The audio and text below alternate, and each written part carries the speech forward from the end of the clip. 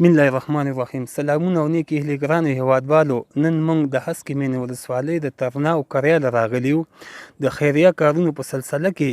دلته موږ راغلي یو زموږ یو کاکا چې تاسو وینئ موږ سره ناست دی. کاکا چې کوم دی دا د عمر نه هم ډېر زیات دی. کاکا چې تاسو وینئ په لاس هم مویبه دی او کاکا 2 ودونه لري. کاکا بدبختانه چې کاکا نارینه اولاد نه لري، یعنې زامن نشته دی. نو کاکا چې اوس تاسو ته موږ نږدې نه در معرفي کوو، کاکا مریض دی. کاکا مونږ سره وختي په کومه کیسه کې چې وویل، کاکا وویل چې زه د دغې کومه خلطه چې ما له پرته ده دا پیپ د دې د وجې نشم کولی چې خپل مونځ او اودس وکړم. نو کاکا چې مونږ سره کومه کیسه شریکه کړه ډېره دردونکې کیسه وه. نو د کاکا نه مونږ پخپله یو ځل پوښتنه کوو چې کاکا نه مونږ دا پوښتنه چې کاکا ته څه مریضتیا لري.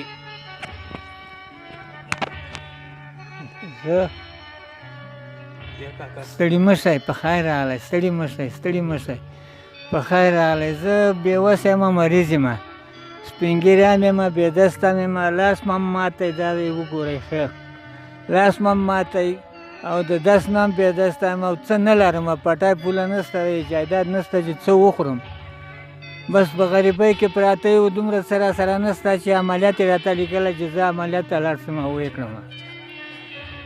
بچیان مې نشته، نر وړکی نشته دی، یو جنکۍ واده شوي یو 2-3 دي او نور د الله هیلې ته ناست یم، هېڅ هم نه لرم په غیر د خدای نه.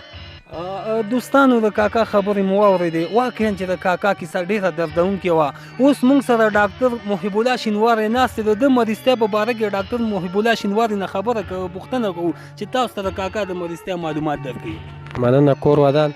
بلکل موږ چې راغلو او د دې کاکا معاینات او نسخې موږ وکتې، نو دا بابا چې دی د بولي امراضو یا یورینري سیستم په ناروغیو باندې اخته دی او مثانه کې هم التهاب لري، یعنې سیسټایټس دی، او بل پروستات هم چې دی د هغه هم په التهاب اخته دی او پروستاټایټس لري.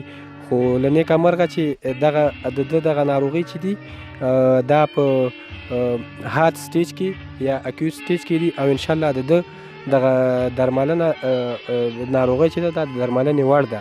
او همدارنګه چې تاسو ته ښکاري دلته دا کتیتر هم پاس شوی دی او د دې بابا د خبرو نه چې موږ هغه که دی بېوسه دی، دی خپله وسه کړې ده او څه چې ورسره وو هغه یې په ځان لګولي دي. د دې بېوسۍ او د فقر له خبره غریب ته ډپریشن هم پیدا شوی دی، همدارنګه هایپرټنشن اراز هم لري او ډېر د سټرس لاندې هم دی. نو انشاءالله په ټولو عزیزانو، هیوادوالو او وطنوالو مسلمانانو باندې غږ کوو، دغه ټول دوستان او راغلي یو موږ د خیریه کار دی. انشاءالله د دغې بابا په درملنه باندې دومره ډېر لګښت نه راځي او خو زه دومره ویلی شم چې انشاءالله دا بابا به بیرته روغ جوړ شي او خپلې کورنۍ سره به ښه خوشحاله ژوند تېر کړي. نو انشاءالله چې درملنه یې وړ ده او کومک ورسره وکړئ. مننه کوو له ډاکټر صاحب نه. په تاسو باندې غږ د هیوادوالو د هسکې مینې ولسوالۍ د مندیزوی ولسي شورا دفتر د خوا نه چې کاکا سره خپله مرسته وکړئ، جدي ورسره وکړئ. کاکا بېوسه دی، انشاءالله چې الله به ستاسو مرسته وکړي او هر چېرته یاست د هېواد نه بهر وی او که داخل وی په لوی الله مو سپارم.